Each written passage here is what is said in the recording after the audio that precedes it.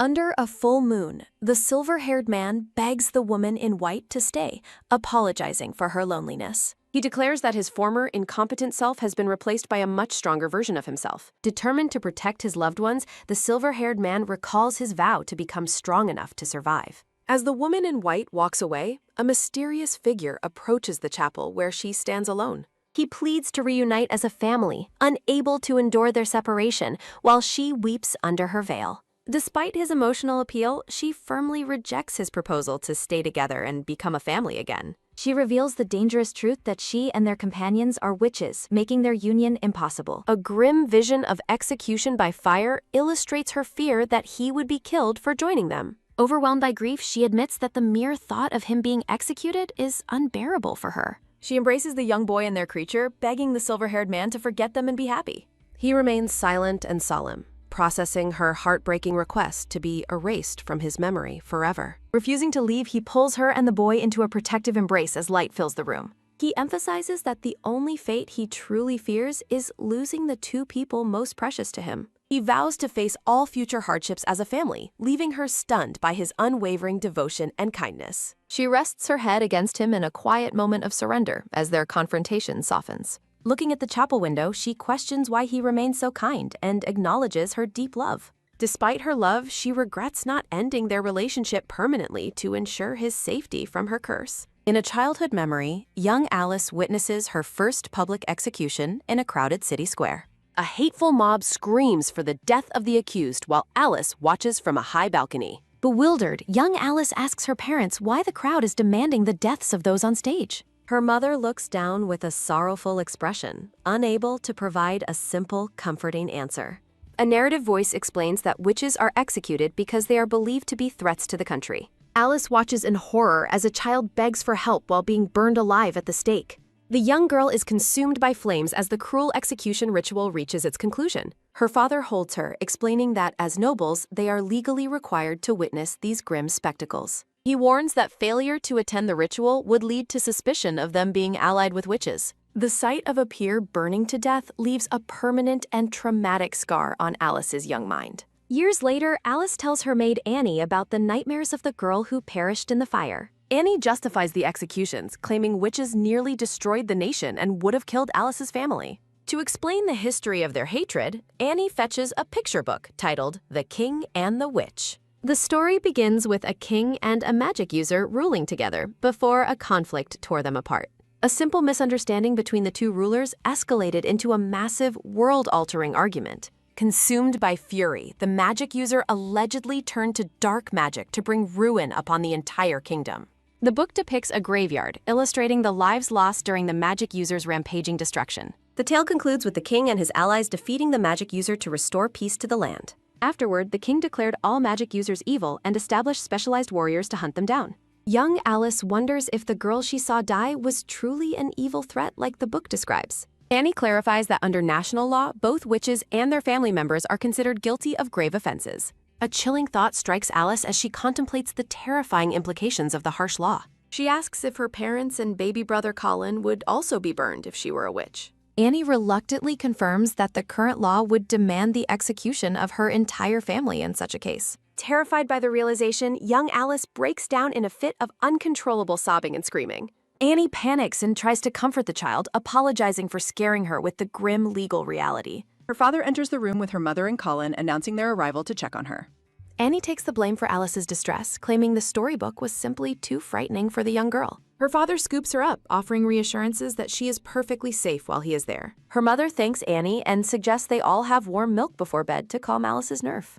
Baby Colin stares with wide, innocent eyes, oblivious to the dark fears plaguing his sister's mind. Seeing her brother, Alice reaches out toward him with a look of desperate, tearful longing. She hugs her family tightly, weeping as she expresses her deep fear of ever losing them to death. Reflecting on the past, Alice remembers her family's vow to remain together for all eternity. Her heart aches as she compares her loving family to those condemned to the fire. Shadows of those deemed witches haunt her thoughts, fueling her deep sense of pity. Visual transitions of lace and starry patterns signal the passage of time within the scene. She makes a soft sound as her eyes slowly flutter open to the waking world.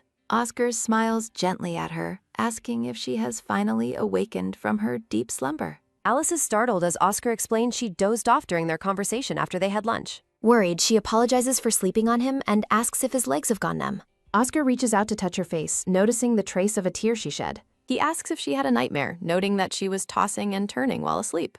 Gazing back at him, she explains that she was just remembering things from her distant past. Oscar reassures her that she can always lean on him whenever something is weighing on her. She thanks him as they share a warm embrace while sitting together on the plush sofa.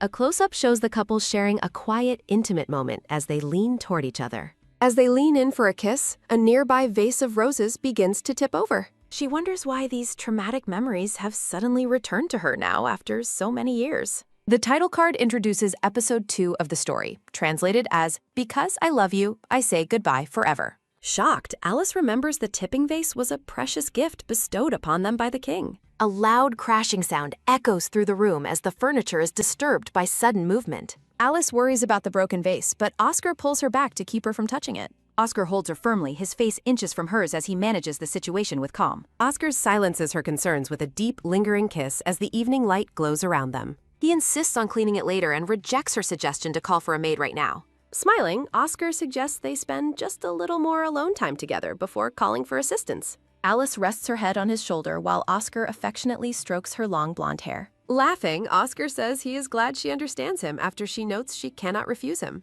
As they embrace, Oscar's eye glows with intensity while he mentions their wedding is occurring tomorrow. Alice finds it hard to believe how much time has passed since their initial childhood meeting. She feels a sense of powerlessness as she realizes she cannot truly say no to him. In their world, childhood engagements are mandatory.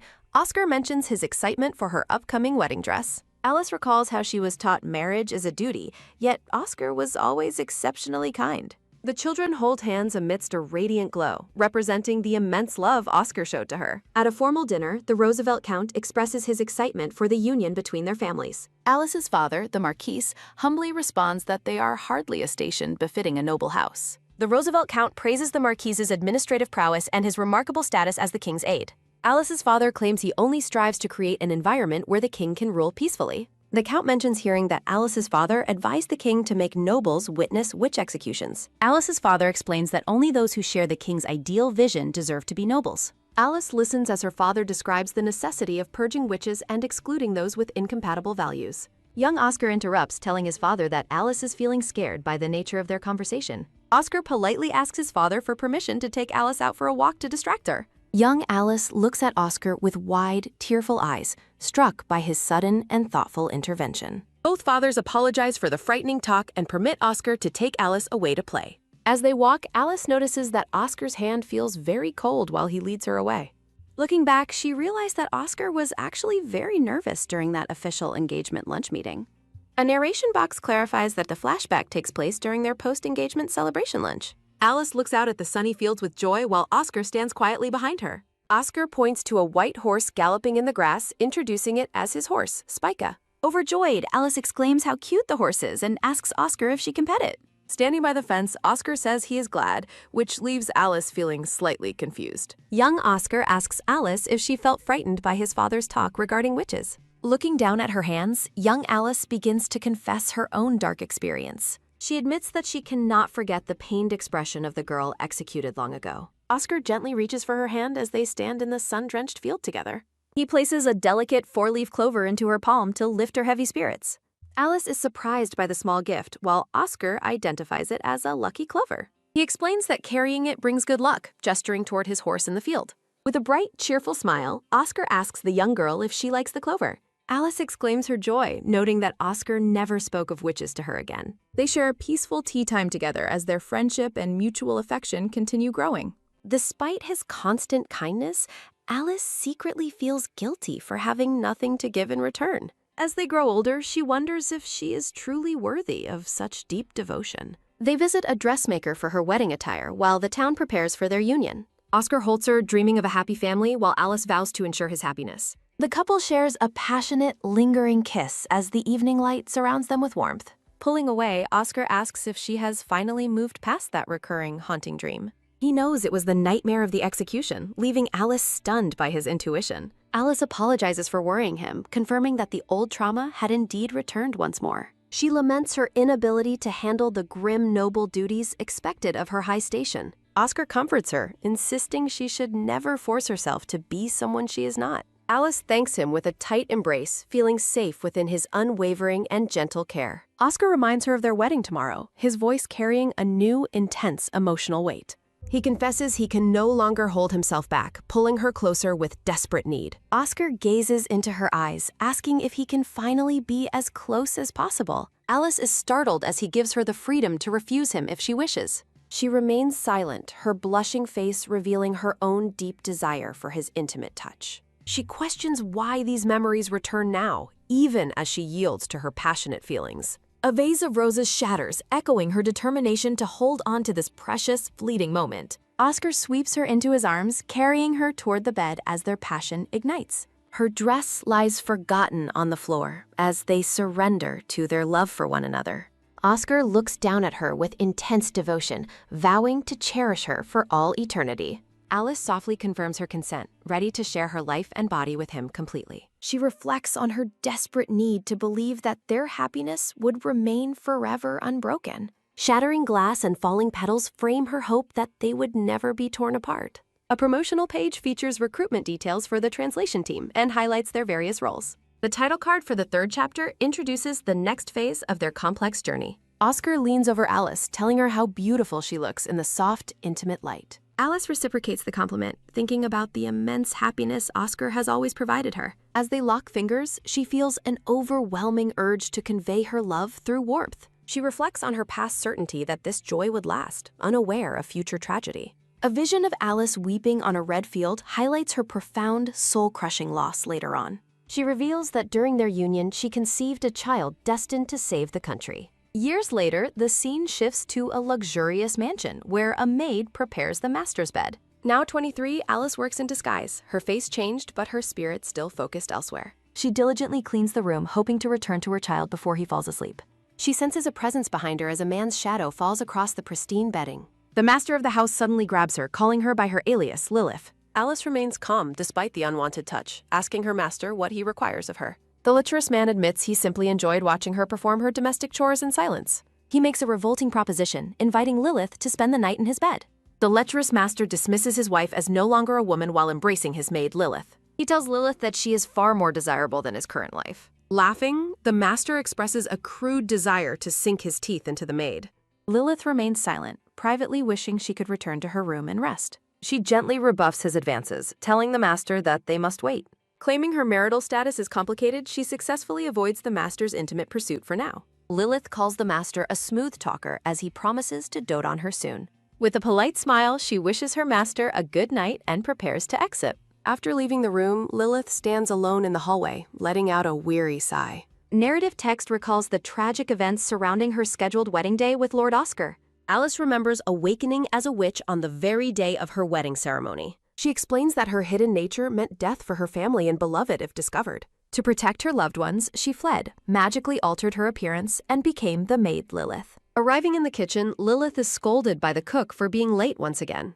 The kind cook provides bread for Lilith's child, noting the boy must be very hungry. Lilith feels grateful for the private room and the food provided for her hidden fun. The cook warns her to keep the boy hidden to avoid trouble with others. Reflecting on her hardships, Lilith acknowledges that while life is difficult, she has been saved. She walks down the hallway, determined to find small moments of happiness for herself and her child. Lilith quietly peeks into her room to find her 4-year-old son, Noah, sound asleep. Noah wakes up and asks if she is late, while Lilith worries about having disturbed him. The boy insists he was waiting for her, claiming a gentleman never sleeps before his mother. Lilith laughs at his precociousness and suggests they finally sit down to eat together. Noah prays over the bread, expressing his deep gratitude for the meal provided to them. Lilith watches with a tender heart as the young boy happily devours his crust of bread. She gazes at her son with a mixture of immense love and quiet sorrow for their situation. Her eyes reflect a maternal pride as she cherishes this fleeting moment of domestic peace. Lilith reflects on the absolute necessity of keeping her identity and her son a secret forever. A look of sudden alarm crosses her face as a disturbance interrupts her quiet evening. Unaware of her fear, Noah pauses his meal to ask if his mother is hungry too. With a bright and selfless smile, the young boy offers his bread to his mother. Overwhelmed by her son's kindness, Lilith's eyes fill with tears as she watches him. She pulls Noah into a fierce embrace, promising to protect him and his secret no matter what. She gazes at him with intense determination, vowing to keep them both safe from discovery. Violent banging on the door startles them both as the master demands entry for Lilith. Terrified, Lilith realizes her sleep magic failed and the master has tracked her to her room. She hugs Noah tightly, her face pale with fear as the shouting outside the door continues. Acting quickly, Lilith instructs Noah to hide under the covers and remain perfectly silent. She promises to return immediately before opening the door to confront the demanding master. The master forces his way inside, grabbing Lilith's arms and stating his intentions are obvious. He traps her against his chest, insisting they continue the intimate activities he started earlier. Lilith panics, wondering if she should use her powers despite the risk of being discovered. From the bed, Noah's eyes begin to glow with a dangerous red light as he watches. A tense montage shows the master's assault, Lilith's desperation, and the boy's rising magical fury. Noah's eyes burn with an intense crimson glow as he focuses his power on the man. Lilith screams for her son to stop, realizing the catastrophic consequences of using magic here. Red energy fills the room as Lilith desperately tries to prevent her son from being exposed. The master is thrown violently back onto the floor, his face contorted with sudden, absolute terror. He stares up with wide eyes, paralyzed by the shocking realization that he is facing a witch.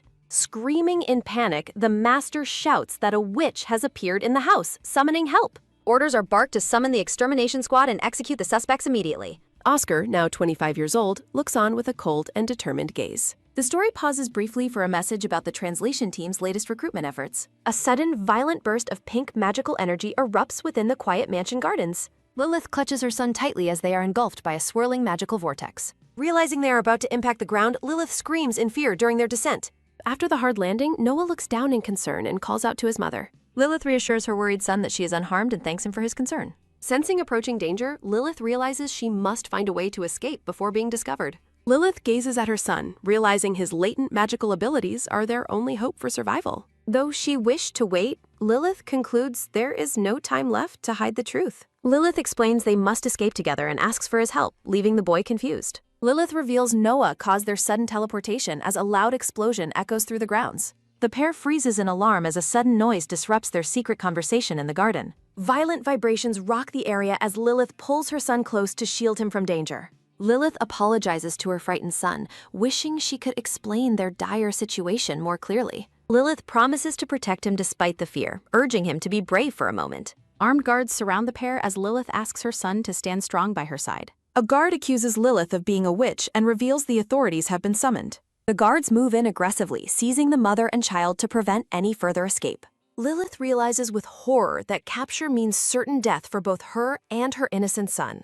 Haunted by memories of past executions, Lilith vows to do whatever is necessary to save Noah. The guards leave them bound in a dark room, ordering them to wait for their executioners. The guards discuss their shock and resentment toward Lilith while preparing to report her discovery. A guard brandishes a blade, taunting Lilith now that her secret nature has been exposed. The situation turns violent as the guard threatens Lilith, who realizes her plans are being hindered. Noah weeps helplessly from across the room, far beyond his mother's immediate reach or protection. One guard makes a sinister threat while his companion warns him about the witch's potential powers. The lecherous guard moves in to assault Lilith, intent on discovering how a witch differs from others. Lilith suddenly speaks up with chilling calm, catching the guard off guard with her blunt dismissiveness. Her eyes flare with a dangerous crimson light as she warns him for interrupting her concentration. A massive telekinetic force slams into the guards, demanding they cease their harassment immediately. Noah wonders if the guards simply collided, but Lilith calmly assures him that everything is fine. Lilith feels a sense of relief as her magical preparations finally begin to take effect. She firmly grasps her magical jewel, focusing her energy for the next phase of their escape. With her magical setup finalized, Lilith turns her attention back to her son for the final step. Noah floats as Lilith reveals she was the one who threw telekinetically through the guards across the room. She explains to her son that her magical ability to move objects is called telekinesis. Noah is amazed that he can hear her voice in his head, which she identifies as telepathy. Lilith clarifies the telepathy belongs to a friend, prompting Noah to ask how she can use it. She warns him to remain silent to avoid alerting the guards and suffering even harsher consequences. Lilith explains she uses her jewel to channel a friend's power for silent mental communication. She instructs Noah to think his words so their plans remain hidden from any listening ears. Noah tries his hardest to project his thoughts, wondering if he is doing it correctly. Lilith praises his success and explains the mechanics of how the jewel facilitates their telepathic connection. Lilith reminisces about a peaceful time when they could sit together without the threat of death. Lilith finds Noah's hungry thoughts adorable, but notes she prefers mental silence from adults. Rushing their lesson, Lilith asks Noah if he remembers their sudden teleportation into the mansion gardens. Noah confirms his memory, and Lilith reveals that he was the one who performed the teleportation. Lilith tells Noah that he has the power to travel anywhere simply by wishing for it. Lilith tells Noah they must use his latent power to escape the mansion immediately. Lilith grits her teeth in pain, a fresh cut bleeding on her pale cheek. Noah asks if she is in pain, but Lilith smiles and insists she is okay. Noah begins to float as pink magical energy swirls around his small, suspended body. Lilith reflects on the difficulty of asking her beloved son for such a heavy favor. Lilith gazes intensely at Noah, telling him that he is her only hope right now. Lilith asks if he will grant her wish, and Noah promises to do anything for her. Lilith thanks him and begins to give instructions before a sudden noise startles them both. The mistress calls Lilith a rat, claiming she was an eyesore from the very beginning. The mistress vows to personally punish Lilith before handing her over to the subjugation squad. Lilith resolves to protect Noah from the mistress, even if it costs her very life. Oscar leads a group of mounted soldiers toward the residence where the witch was spotted. Oscar orders his men to capture the witch and her child as soon as possible. In a flashback, Lilith asks Noah if he feels lonely having only his mother around. Noah loudly protests, exclaiming that just having his mother is more than enough for him. Noah clings to Lilith's legs, begging her not to cry as she reaches for him. Lilith tearfully apologizes to Noah while holding him close during their quiet life in hiding. Noah wonders if his mother is sad because his father is not there with them. Noah gazes at his mother with wide-focused eyes, processing her deep and hidden sorrow. Noah vows to protect his mother from the bad guys since his father is absent. Back in the present, a house is attacked and Noah cries out for his mother. Lilith reassures Noah that she is okay while urging him to remain perfectly silent now. Noah worries as he notices that his mother's face is contorted with immense, silent pain. The mistress screams at Lilith to stop being silent and to cry out in agony. Lilith hunches over to shield Noah as the mistress prepares to strike her one. The mistress demands Lilith beg for forgiveness and admit she is a filthy, disgusting woman. Noah resolves to protect Lilith, who regrets forcing him to witness such a brutal scene. Lilith realizes she must awaken Noah's power immediately so they can both survive this assault. Lilith asks Noah if he wants to save her, and he desperately confirms that he does. Lilith tells Noah to imagine both of them vanishing from the room together and escaping. Lilith instructs Noah to remember their old house and pray for their safe return there. Noah prays with all his might to return to their home to save his mother. Lilith asks if he can do it, and Noah determinedly says he will try his best. Lilith encourages him to keep repeating the prayer until they successfully make it back home. Noah asks if praying will work, and Lilith confirms it while shielding him from danger. Lilith admits she could have used her own power, but no one needed this specific trial. Lilith reflects that Noah needed a desperate goal to finally learn to control his magic. She believes this was the only way to ensure Noah's growth and their ultimate survival. Lilith lies bloodied on the floor as Noah looks at her in absolute wide-eyed shock. The mistress stands over the fallen pair, laughing and wondering if Lilith is finally dead. The mistress scoffs at the weakness of witches, while Lilith lies motionless on the ground. The mistress stomps on Lilith, demanding more pathetic screams while Noah watches in mounting horror. Noah realizes that if he does not act immediately, his mother will truly die here. Noah understands that death means he will never see his beloved mother again for eternity. Visualizing a lonely grave, Noah's fear of losing his mother reaches a sudden breaking point. Noah's internal voice screams in denial as pink magical energy begins to erupt around him. The mistress is shocked as a violent, magical wind suddenly explodes from the two captives. A massive shockwave of pink energy throws the mistress and the guard violently backward. Noah looks over his bloodied mother as the room falls quiet after his magical outburst. Noah embraces Lilith, promising to protect her as they both vanish in a magical flash. Oscar rides his white horse through the dark, glowing forest, searching for the escaped witch. A sudden rustling sound in the bushes captures Oscar's attention as he remains on high alert. A knight accompanying Oscar asks if he heard something while they navigate the dense forest. Oscar suspects a magical beast, ordering his men to the mansion while he investigates the forest. Oscar rides alone through the dark woods, contemplating that the disturbance originated from around this area. A bright light erupts from the distant trees, drawing Oscar's focus toward the source of commotion. Oscar dismounts his horse and questions if he has finally located the source of the disturbance. Oscar draws his sword, prepared to confront whatever magical threat is hiding within the darkened woods. With a swift, powerful motion, Oscar slashes through the foliage to reveal what is hidden behind. Oscar's eye widens in shock as he witnesses an unexpected sight hidden within the forest depths. Oscar discovers a wounded woman in a maid outfit shielding a small boy from his gaze. Stunned by the discovery, Oscar speaks out, barely able to find words as he stares ahead. Oscar stands before the pair and asks for their identity, while the boy glares back defiantly. Oscar gazes at the boy with a look of growing confusion, wondering who the child is. Oscar stares intensely at the young boy, questioning his identity as he notices familiar features. Oscar notes the boy's rare silver hair and suspects he might be an immigrant from elsewhere. Oscar realizes the boy's eye color matches Alice's perfectly, triggering a memory of her bright smile. The young boy shouts for Oscar to stay back while clutching his mother's bloodied, torn dress. Oscar is visibly shaken by the boy's fierce protectiveness and the sight of the woman's injuries. Noah's eyes glow with a dangerous crimson light as he warns Oscar not to approach his mother. Surprised by the display of power, Oscar asks if the child is the witch they sought.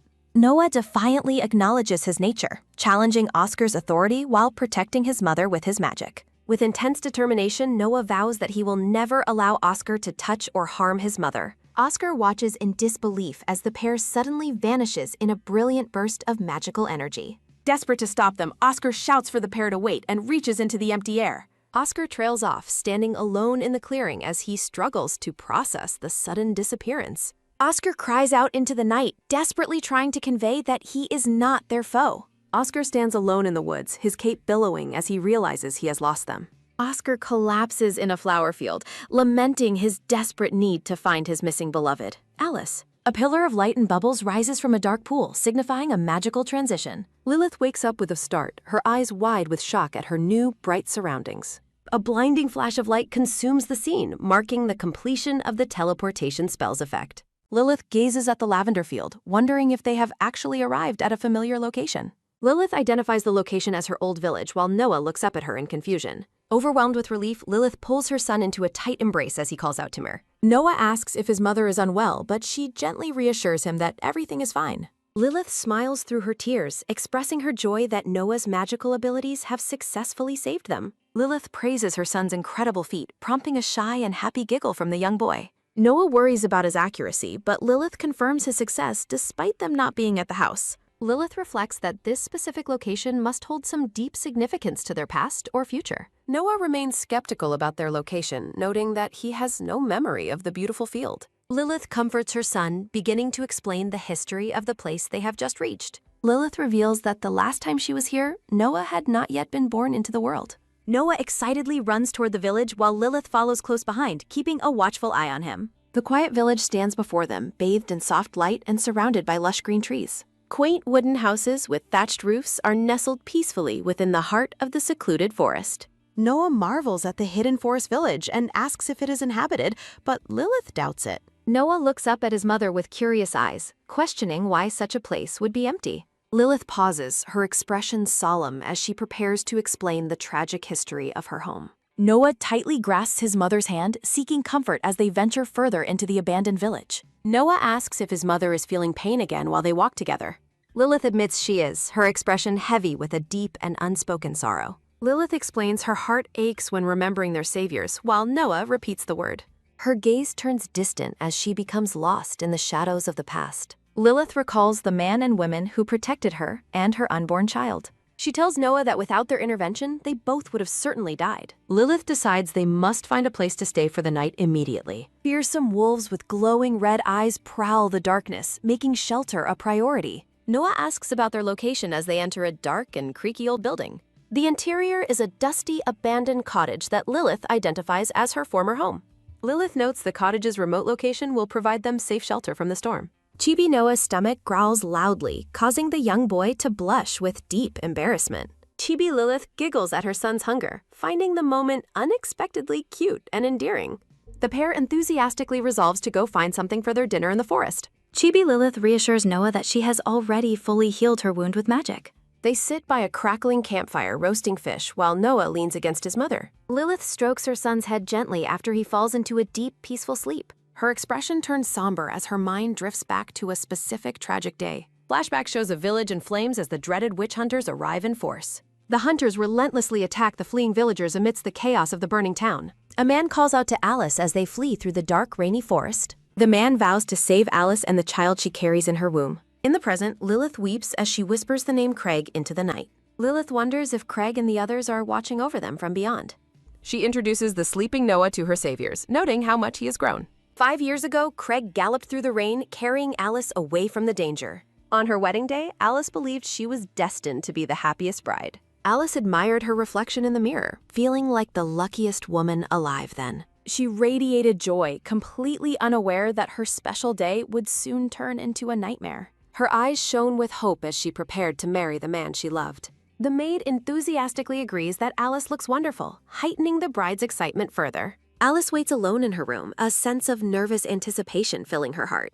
She recalls Oscar's suggestive whisper about the intimate moments they would soon share again. The maid leaves to gather more people, leaving Alice to enjoy a final quiet moment. A sudden, loud thud startles Alice, instantly shattering the peaceful atmosphere of the room. Alice looks toward the mirror in confusion as magical energy begins to swirl around. Her dress billows in a sudden wind as the room's objects begin to float. Alice's hand reaches out toward a bookshelf as the room's contents continue to fly. She discovers a book with a four-leaf clover bookmark tucked inside its dusty pages. Alice gazes at the clover as the magical disturbance reaches a frightening crescendo. The door is hit with a violent force as Alice's eyes glow a dangerous crimson. Shards of glass fly everywhere as Alice wonders if someone is attacking her room. Her father screams her name in panic as a massive explosion of light erupts. The door bursts open, revealing her family staring in shock at the magical destruction. Alice stands amidst the debris, her magic out of control and her world shattered. She realizes she has become a witch just as Oscar appears in the doorway. Her father orders total secrecy and commands that Craig be brought to the scene.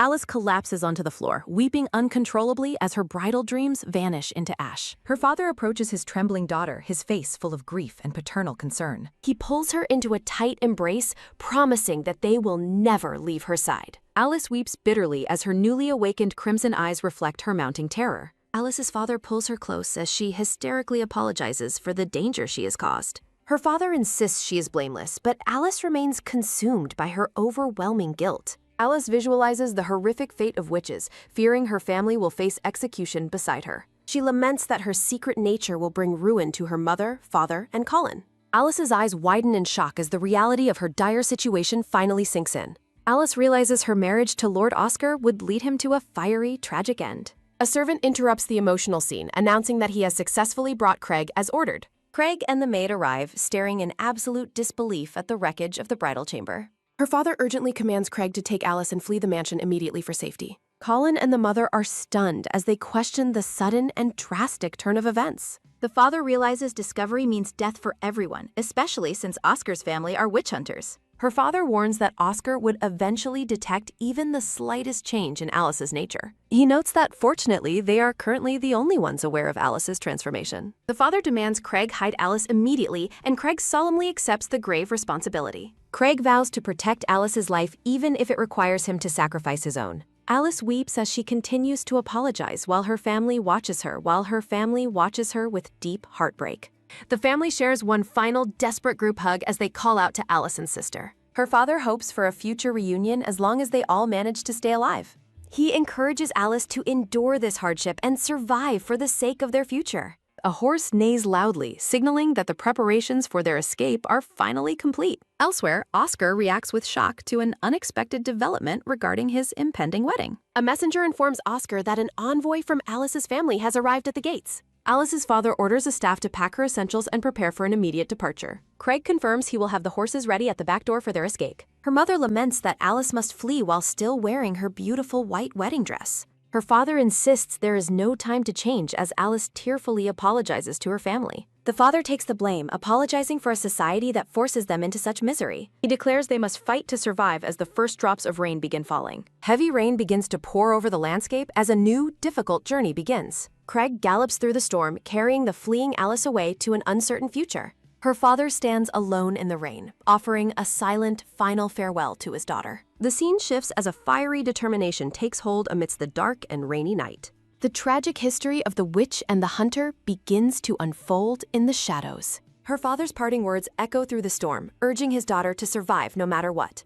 In a tender memory, Oscar gazes lovingly at Alice amidst a field of white flowers. The pair stands together on their wedding day, radiating happiness before their lives were shattered. Oscar reflects that Alice is more beautiful than anyone else in the entire world. Oscar's peaceful daydream is shattered when a frantic messenger calls out his name in panic. Oscar asks why the messenger returned without Alice's family, only to receive a grim response. The messenger presents Oscar with a formal letter sealed with the family's distinctive rose emblem. Oscar takes the letter with trembling hands, wondering what news his fiancé has sent him. A sense of profound dread washes over Oscar as he prepares to read the letter's contents. Oscar remains speechless as the weight of the situation begins to press down on him. Oscar suddenly bolts away, ignoring the questions of those wondering where he is going.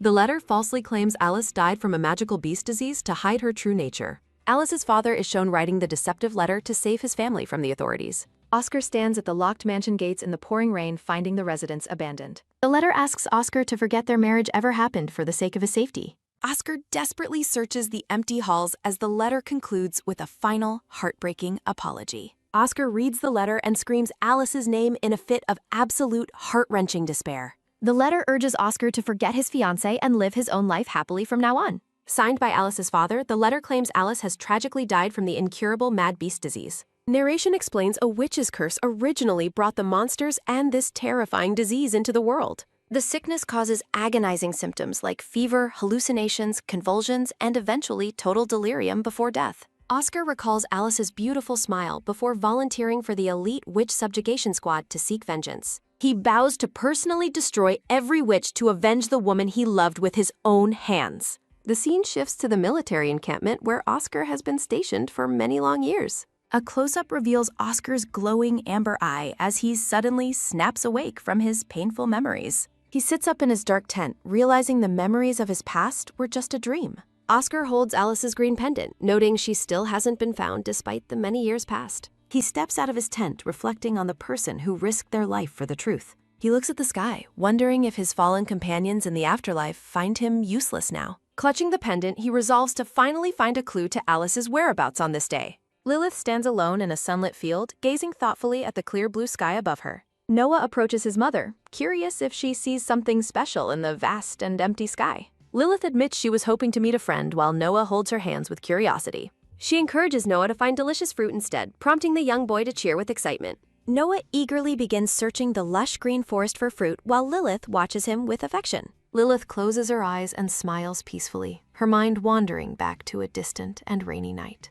She reflects that she and a dear friend were once saved by the fruit in this forest. In a flashback, Craig checks on a feverish Alice during a stormy night near a waterfall. Craig decides to go search for food, noting Alice looks exhausted and needs immediate nourishment. Alice grabs Craig's hand, pleading with him to wait and not leave her side alone. She expresses deep gratitude to Craig for bringing her this far away from the initial danger. Craig realizes Alice wants him to leave her behind for his safety, but he refuses. In a low voice, Craig admits he wouldn't mind being executed if it meant staying with her. Alice asks what he said, but Craig quickly denies saying anything to avoid further emotional distress. Craig kneels before her, explaining he has a duty to fulfill the responsibility her father gave him. Amidst a field of glowing blue flowers, Craig solemnly vows to protect Alice's life forever. Alice worries that Craig is a good person whose life is being endangered simply for serving her. She desperately wonders if there is a way for her to disappear alone to save her loved ones. A sudden noise in the brush startles them, interrupting her dark thoughts and alerting them to danger.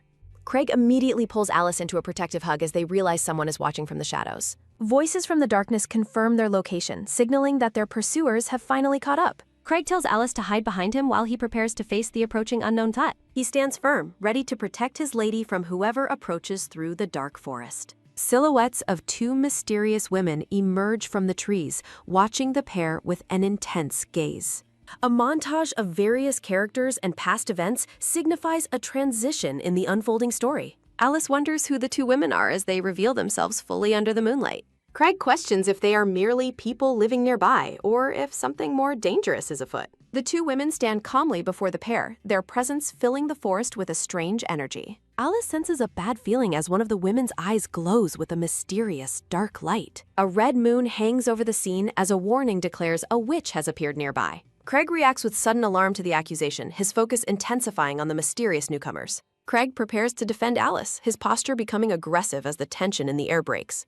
Alice shouts for Craig to stop, her face flushed with fever and mounting terror at the situation. Craig suspects the women are witches, noting it is impossible for normal humans to survive this forest. The purple-haired woman smiles, noting that Craig managed to figure out their true nature quite quickly. Solange and Margot officially introduce themselves, confirming to the shocked pair that they are indeed witches. Craig and Alice look on in complete shock as the mysterious women reveal their identities. Solange notes their surprise while Craig reflects on the deadly risks of revealing one's witch nature. Skeptical, Craig argues that true witches would never disclose their secrets to strangers so easily. Suffering from a high fever, Alice worries that her own status as a witch might be discovered. Solange explains that her true goal is simply to find more companions to join their cause. The purple-haired woman reassures the pair, stating that they only wish to offer them help. Solange notices Craig's defensive posture and asks him to release the knife he is secretly clutching. Solange reveals that Margot used telepathy to read Craig's mind and uncover his hidden intentions.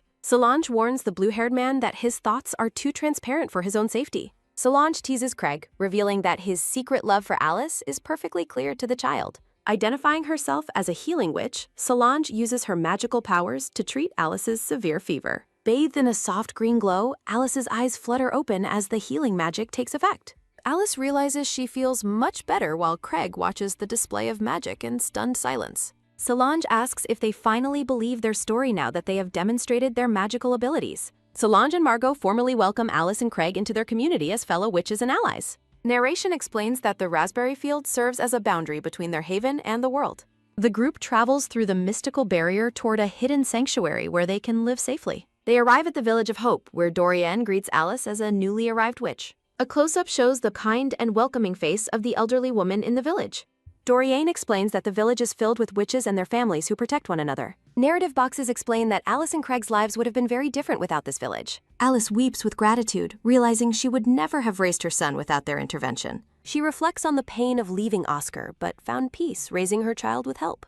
Young Noah happily offers his mother delicious raspberries while they relax together in the sunlit field. Alice smiles warmly at her son, agreeing to share the fruit he has gathered for her. Narration reveals that Alice discovered she was pregnant shortly after being welcomed into the secret village. Alice enjoys a peaceful tea party with her new friends, Margot, Solange, and the modest Paula. The women discuss how Paula's specialized magic is responsible for keeping their entire village perfectly hidden. Paula becomes flustered as her friends praise her essential role as the guardian of their sanctuary. Text emphasizes that Paula's barrier magic is the only thing protecting them from the outside world. Flushed with embarrassment, Paula struggles to accept the overwhelming gratitude from the other residents. Margot uses telepathy to agree with the praise, while Paula continues to feel shy about her powers. Alice reflects on her good fortune, never imagining she would enjoy such a peaceful life again. A sudden memory of the day she realized her pregnancy startles Alice, causing a moment of shock. Alice reacts with visible distress as Paula watches her with a look of deep concern and worry.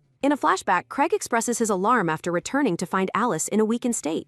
Alice wakes up in a daze, asking Craig what happened to her while she was unconscious. Dorian offers her congratulations to Alice, leaving the young woman completely bewildered by the sudden news. The elder explains the situation while Alice listens with a look of growing confusion and disbelief. Dorian officially informs Alice that she is carrying a child, a revelation that leaves Alice utterly stunned. Craig realizes the child belongs to Oscar, the fiancé Alice sacrificed everything to protect from herself. Alice gazes down at her hands, trembling as she processes the reality of the new life within. A bittersweet memory shows Alice and Oscar together, a time when they were still happily in love. In her mind, Oscar's voice promises a happy future for them and their child, heightening her grief. Overwhelmed by her impossible situation, Alice weeps and wonders how she can possibly survive this trial.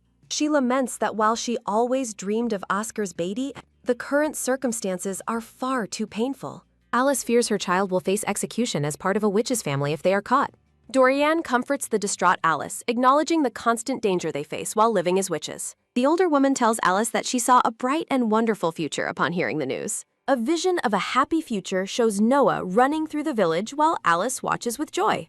Alice weeps as she is told her pain and joy will be accepted as they try their best together. Surrounded by kindness in the secret village, Alice resolves to raise Oscar's baby in this warm sanctuary. A month after the wedding, a morose Oscar sits alone in a tavern as someone asks what is wrong. Oscar's fellow knights note hunting witches is physically demanding, urging him to eat despite his obvious distress. Narrative text reveals Oscar lost his fiancée to disease on their wedding day just 1 month prior. A dark-haired knight mocks Oscar's depression over a woman, suggesting he finds someone new in town. The blonde knight scolds his companion's insensitivity as Oscar abruptly prepares to leave the table. Oscar ignores the questions about his destination, stating he is going to see his cute girl. The dark-haired knight leaves money for food, noting Oscar's haunted expression makes him a useless hunter. The blonde knight encourages Oscar to ignore the rude comments as Oscar walks away in silence. In a moment of quiet focus, Oscar whispers Alice's name as his amber eyes glow with intensity. Oscar meets a blonde woman in the street at twilight, apologizing for arriving later than planned. Paula welcomes him, and Oscar dejectedly reports that his work yielded no new information about witches. Paula apologizes for having no leads to share, her expression soft as she listens to Oscar's report. Oscar expresses his gratitude to Paula for helping him despite her being just a normal girl. Seeking comfort, Oscar embraces Paula, unaware of the sinister purple glow emanating from her eyes. Paula resolves to make Oscar the hero of the witch hunts, her true intentions hidden in shadow. Time passes in a field of flowers as the scene transitions back to the peaceful village life. Narrator text explains they spent tranquil days waiting for the birth of the baby in the village. A heavily pregnant Alice knits a garment while Craig notes that the birth is drawing very near. Alice playfully teases Craig about his embroidery progress, causing the dedicated servant to blush with embarrassment. Their quiet domestic moment is interrupted by loud voices calling out to both Alice and Craig. Solange, Margot, and Vivienne burst into the room, excitedly greeting the pair as they enter. The visiting women marvel at the baby's movements, noting the child seems happy to have company. Margot playfully teases Craig, who hysterically denies being the father of Alice's unborn child.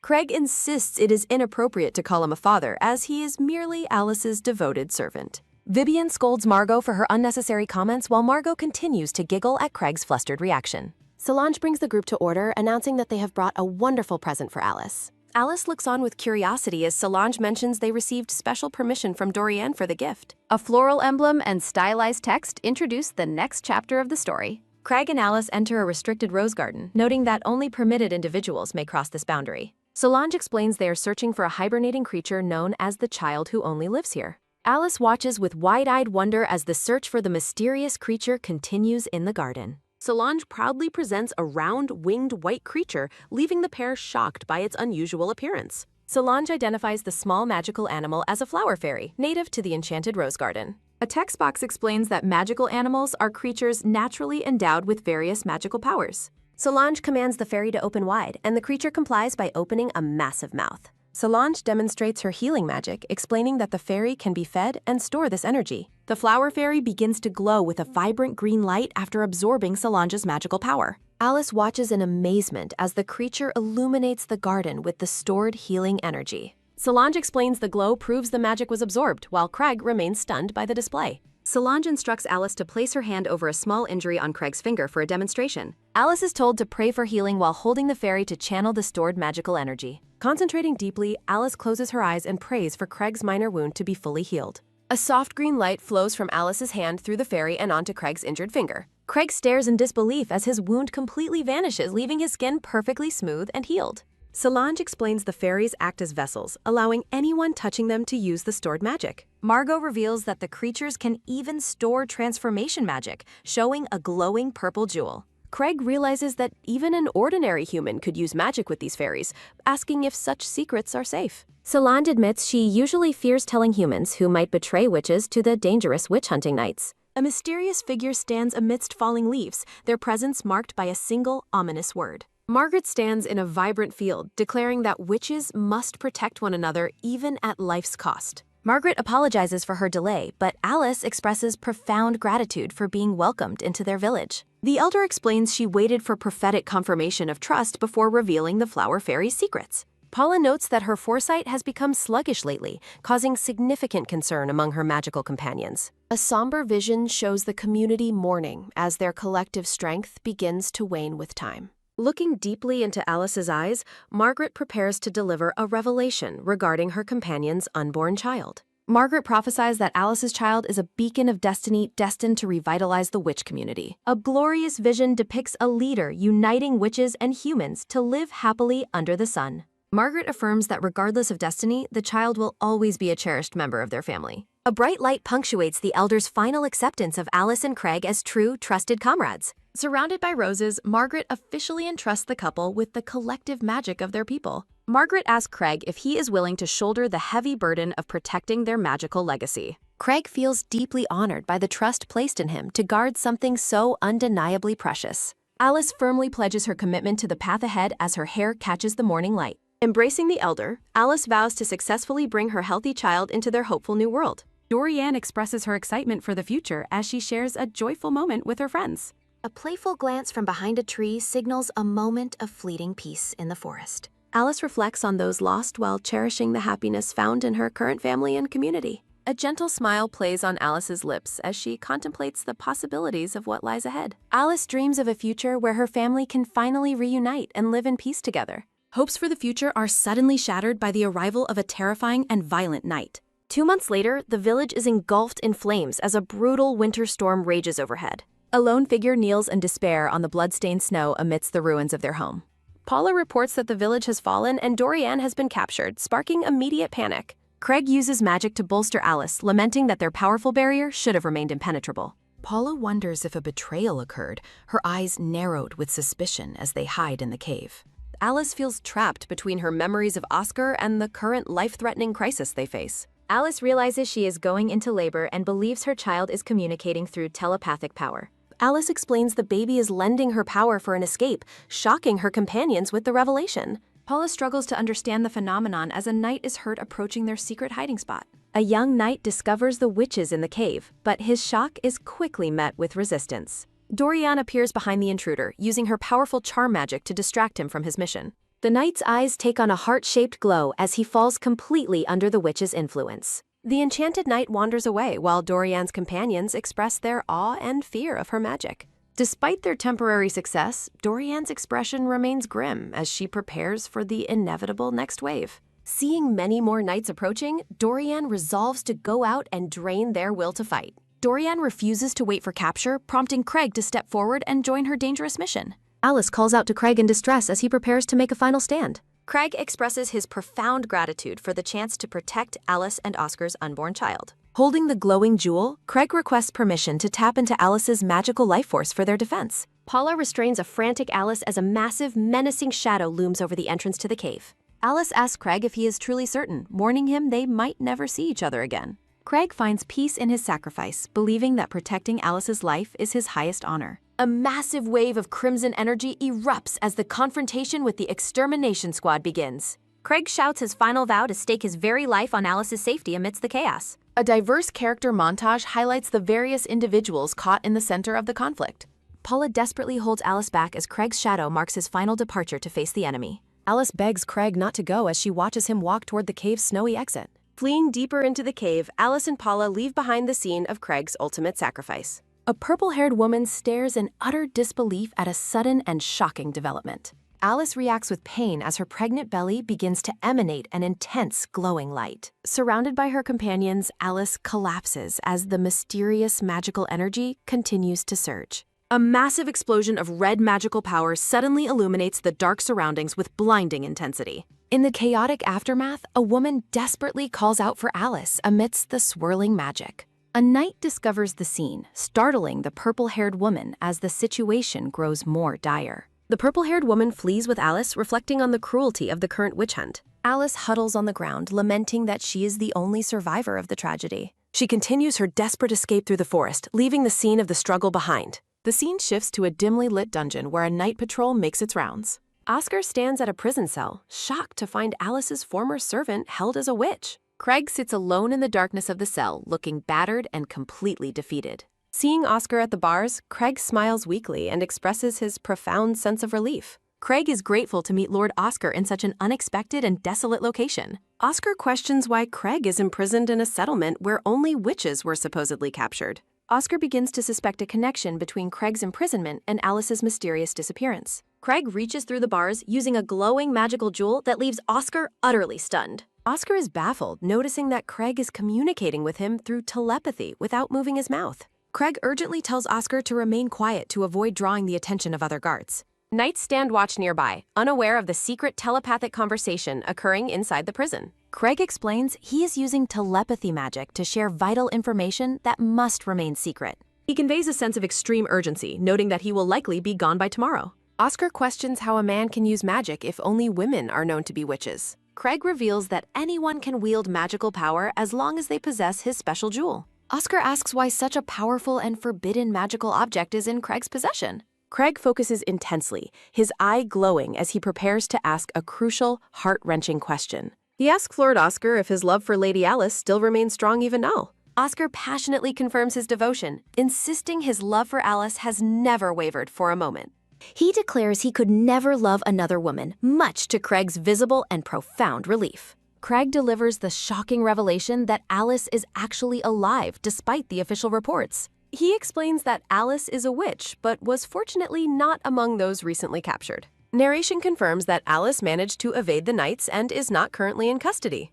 A grim vision warns that Alice will eventually be found and face execution at the stake. As other knights approach the cell, Craig insists there is one more thing he must say. His time for secrets ends abruptly as the sound of approaching guards echoes through the dungeon. Craig begs Oscar to fulfill his final wish as the guards prepare to take him away. The guards roughly seize Craig, dragging him from the cell for a brutal interrogation session. Oscar shouts at the guards, demanding they stop handling the injured man so aggressively. A guard dismissively orders the prisoner to start walking as they lead him into the dark. Craig's final telepathic plea urges Oscar to find Alice and keep her safe from harm. Oscar watches in silence as Craig is marched away toward a dark and uncertain fate. Alone in the dungeon, Oscar clutches a glowing jewel while whispering his beloved's name. Alice slowly wakes up to the comforting aroma of soup cooking over an open fire. Disoriented, she looks around the unfamiliar room and wonders where she has been taken. She opens her eyes fully, her blue gaze focusing as she tries to regain her bearings. Dorian greets Alice warmly, noting with relief that she has finally regained consciousness.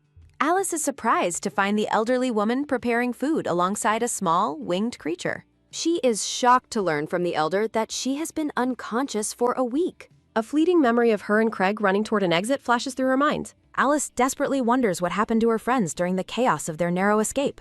Alice asks if anyone was with her, but the elder woman confirms she was alone. This is officially the worst way to wake up from a long nap. Alice struggles with the news while the elder warns her that she is currently too weak to move. The distressed woman attempts to protest, but finds herself too exhausted to continue her argument. Alice fears she has been captured, but the elder woman senses her suspicion and understands her fear. The elderly woman reassures Alice that she has no intention of turning her over to witch hunters. Alice reacts with stunned silence as she realizes her host knows her deepest, most dangerous secret. Introducing herself as Margaret, the elder explains she is a witch with the power to read minds. Margaret clarifies that her mind-reading magic differs from telepathy by revealing the truth within one's heart. She admits her age sometimes hinders her powers, though Alice's thoughts are currently very clear. Margaret acknowledges the immense hardship Alice endured to protect her child, causing the young woman to weep. When Alice asks for the truth, Margaret begins to recount the tragic events that occurred during her absence.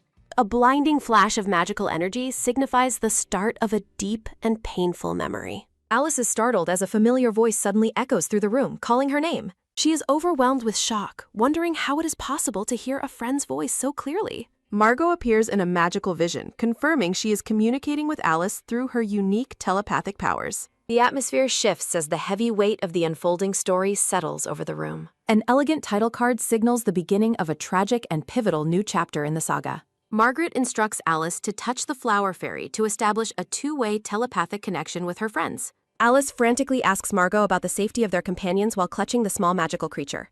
Margot's voice grows soft and somber as she prepares to deliver devastating news to her friend. Margot urges Alice to find it in her heart to forgive Dorian for the current situation. Alice gazes back in confusion, not understanding why forgiveness is necessary or what has gone wrong.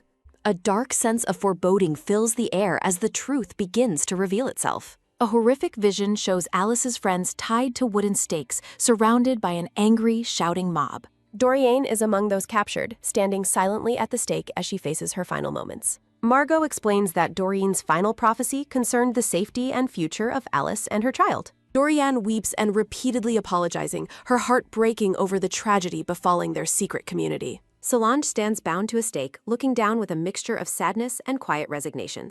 Vivian offers a brave and gentle smile, despite being chained to a stake for execution. Margot accepts her fate with grace, her thoughts focused entirely on the friend who escaped. Horrified, Alice asks what happened to Craig, fearing he met the same fate as the others. Alice's heart shatters as she calls out Margot's name, unable to process the cruelty of the scene. She listens in agony as the telepathic message continues to relay the final thoughts of her friends. Paula is seen from behind among the crowd, watching the execution of her sisters in total despair. Margot reveals that Paula blames herself for the barrier failing and asks Alice to reassure her. Desperate and broken, Alice begs for the nightmare to end, but the vision remains painfully clear. A knight orders the execution to begin, and a lit torch is thrown toward the firewood. A soft, final greeting reaches Alice's mind as the flames begin to rise around the stakes. Fire consumes the witches as Margot reflects on the tragic end of their peaceful life together. Margot admits she once hated being a witch because of the fear and persecution it brought. She reflects that life would have been simpler without magic, as the crowd cheers for their deaths. The blinding light of the execution fire serves as a grim finale to their sanctuary's history. Amidst symbols of their lost beauty, Margot finds peace in her final moments of existence. Margot smiles through the flames, expressing profound gratitude for the magic that allows this final goodbye. Her voice lingers in the air, carrying the weight of a friendship that transcends death itself. Alice weeps and begs her friends to survive, but Margot uses her magic to deliver their last messages. Looking directly into the vision, Margot tenderly tells Alice not to cry for those she is losing. The witches share a final memory of the joy they felt watching Alice's unborn child grow. Doriane weeps as Margot explains they will watch over Alice from afar since they cannot raise the baby. In a final motherly request, Margot urges Alice to continue eating soup and stay strong for her child. Hexagonal boxes hope the left-behind magic protects Alice and her baby while praying for happiness. A final message of eternal friendship and love appears as the scene fades into roses. Narrative text concludes the declaration of love as glowing roses illuminate the dark background. Tears stream down Alice's face as she softly calls out her lost friend's name. Holding the flower fairy, Alice desperately pleads for her friends to answer her through the creature. The flower fairy looks on sadly as Alice's despairing screams echo through the dark room. Alice's blue eye widens in sudden shock as a sharp, magical sensation interrupts her grief. Alice collapses while clutching her stomach, prompting the worried elder to ask about potential contractions. Margaret identifies herself as a witch and mentions her past experience in assisting with child delivery. The elder woman encourages Alice to find strength within herself for the sake of her newborn child. A newborn's first cry rings out against the backdrop of a vast and peaceful sky. The sound of life echoes through the snowy woods surrounding the isolated and quiet cabin. Exhausted but smiling, Margaret offers her sincere congratulations to the new mother on her successful delivery. Alice weeps with emotion while cradling her small, crying infant for the very first time.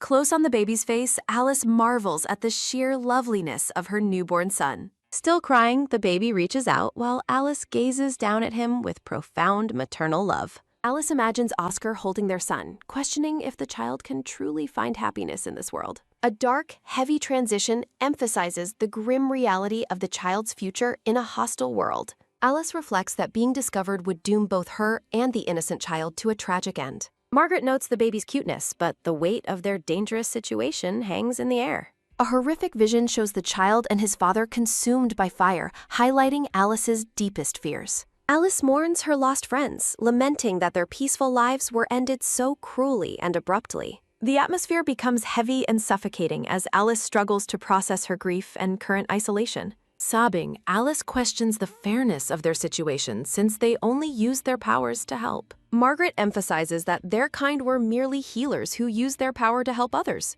Alice kisses her son's head, expressing that meeting him was her greatest and most painful desire. Pure white light surrounds the text, emphasizing Alice's desperate wish to finally meet her child. Alice asks Margaret if she believes a child born into such a hellish world can ever be happy. Margaret asks if Alice hates her parents, noting she wouldn't suffer if she hadn't been born.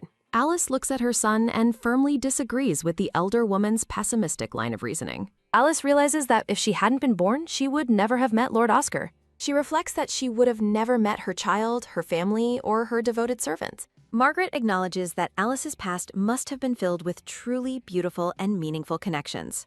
The elder explains that past joy often makes present suffering feel even more acute. Margaret admits she has spent many years questioning the value of her own difficult life. The elder woman's eyes reflect deep sorrow as she contemplates the choices she made long ago.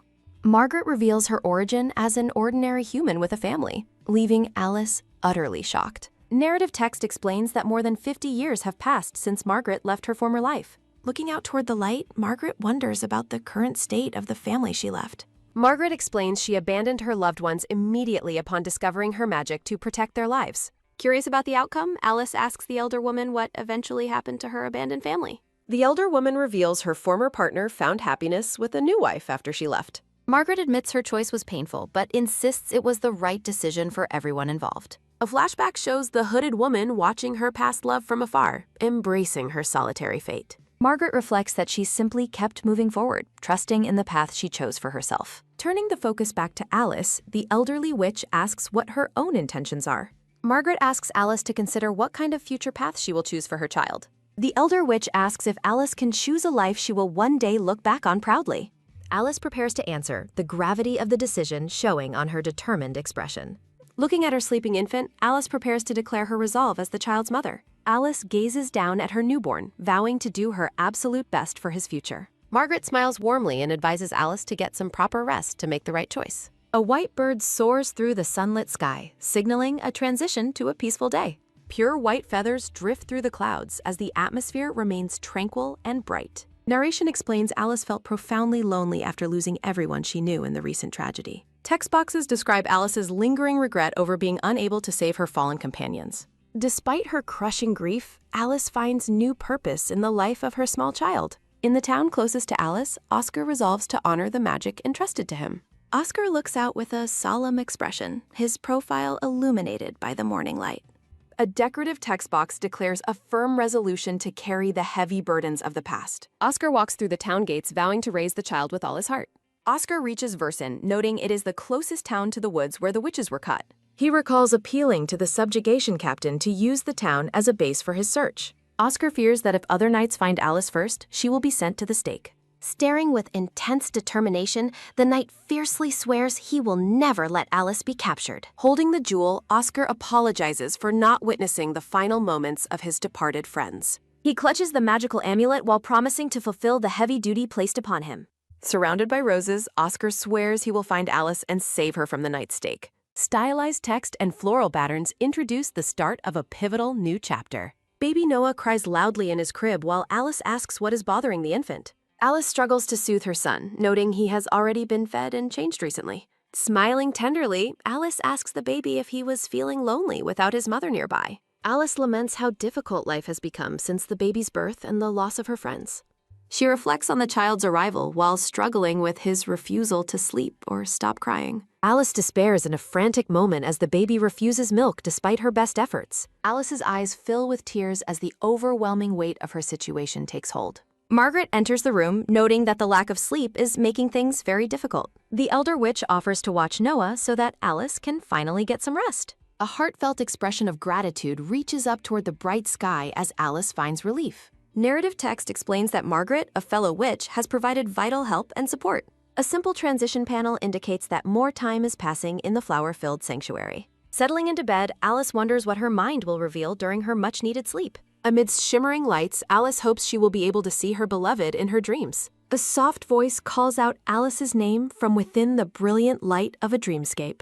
The scene shifts as the dream voice repeats her name, drawing her closer. Dressed in an elegant gown, Alice looks on with a peaceful and relieved expression.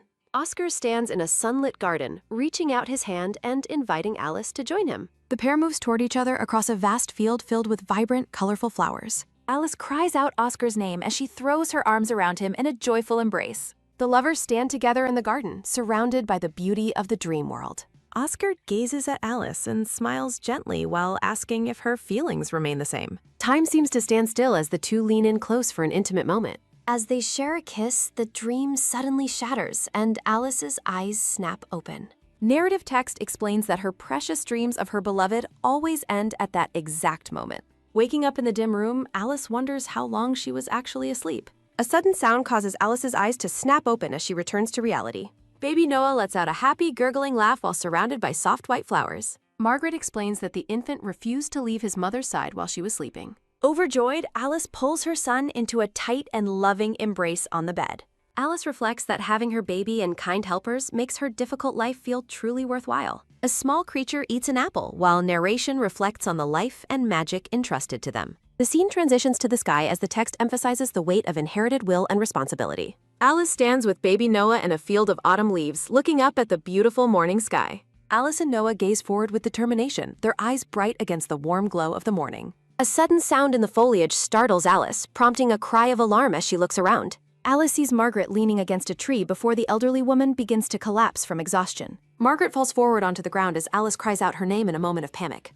Tending to Margaret in bed, Alice apologizes for taking the bed while the elder admits she has caught a cold. Alice looks on with profound concern as she listens to Margaret's explanation regarding her sudden physical weakness. Margaret rests her hand on her head, her face showing the strain and discomfort of her rising fever. Alice urgently states that Margaret is burning up and needs to take some medicine to recover. A text bubble reveals that there is no medicine currently available in the house to treat the elder. Alice reacts with wide-eyed shock, questioning why they have no supplies for such an emergency. Margaret looks weak and weary, her expression reflecting the difficult reality of their isolated life in hiding. The elder witch admits her age prevents her from reaching town, but Alice refuses to accept that. Determined to help, Alice resolves to travel to the nearby town herself to buy the necessary medicine. Margaret watches silently, the worry in her eyes deepening as she contemplates the danger Alice faces. A text bubble warns that the voices of knights searching for witches can be heard even from their location. Margaret warns Alice that being caught would jeopardize her safety and put baby Noah in extreme danger.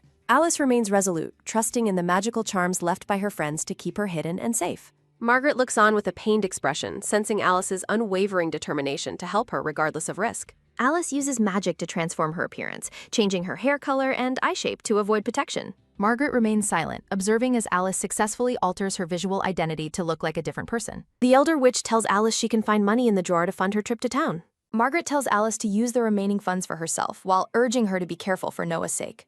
Now disguised with purple hair, Alice promises she will return safely and begins her journey to the town. Alice walks through the town square, carrying a basket and successfully blending in with the local population. She expresses gratitude at being able to purchase the medicine along with some food for their household. Alice's breath hitches in surprise as something unexpected catches her attention in the middle of the street. Looking across the thoroughfare, Alice spots a silver-haired man in a white and gold military uniform. Covering her mouth in shock, Alice wonders how it is possible for Lord Oscar to be there. Alice reacts with renewed alarm as she continues to process the unexpected sight before her. The silver-haired knight stands in the center of the town square, his presence commanding and stern. Alice hides her face as she realizes her beloved is now a leader among the witch hunters. The purple-haired woman wonders why Lord Oscar is in town and wearing the extermination squad uniform. Alice questions if Oscar has actually joined the squad despite his known dislike for martial arts. Decorative text transitions the narrative to a reflection on the history and legacy of House Roosevelt. A memory shows Alice and Oscar together, noting he once dreamed of becoming a peaceful civil official. Alice looks down sadly, wondering if Craig was arrested because he was suspected of being an accomplice. She questions if Oscar became a knight because his family was under suspicion for their past connections. Cradling her child, Alice wonders what will happen if her actions have destroyed the lives of those she loves. A close-up of Alice's eye conveys the depth of her sadness and the heavy burden of her regret. Alice expresses her desperate urge to ask what happened to the child's father and if Craig is alive. Alice closes her eyes in pain, struggling with the conflicting emotions of love and the need for secrecy. Above all, Alice expresses her profound desire to simply talk to the man who holds her heart. She yearns to tell him about their beautiful baby and share a life together once again.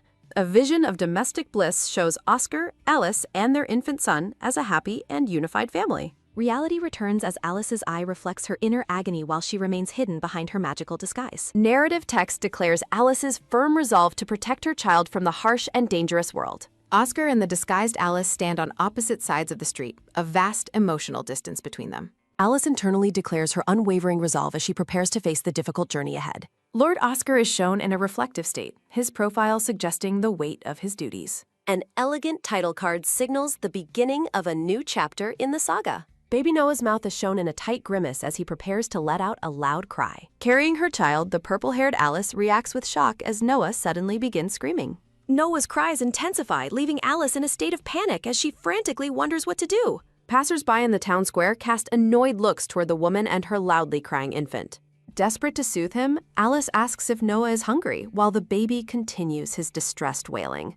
Elise's alarm grows as she realizes the baby's crying shows no sign of stopping despite her efforts. Touching the baby's forehead, Alice is horrified to discover that Noah is running a dangerously high fever. Fear grips Alice as she notes that her son has never suffered such a severe fever before. Kneeling on the ground with her basket, Alice frantically reminds herself that she must find medicine immediately. She questions if adult medicine is safe for a baby, but knows she must act for Noah's sake. Overwhelmed by fear and exhaustion, Alice finds herself physically unable to move from her spot.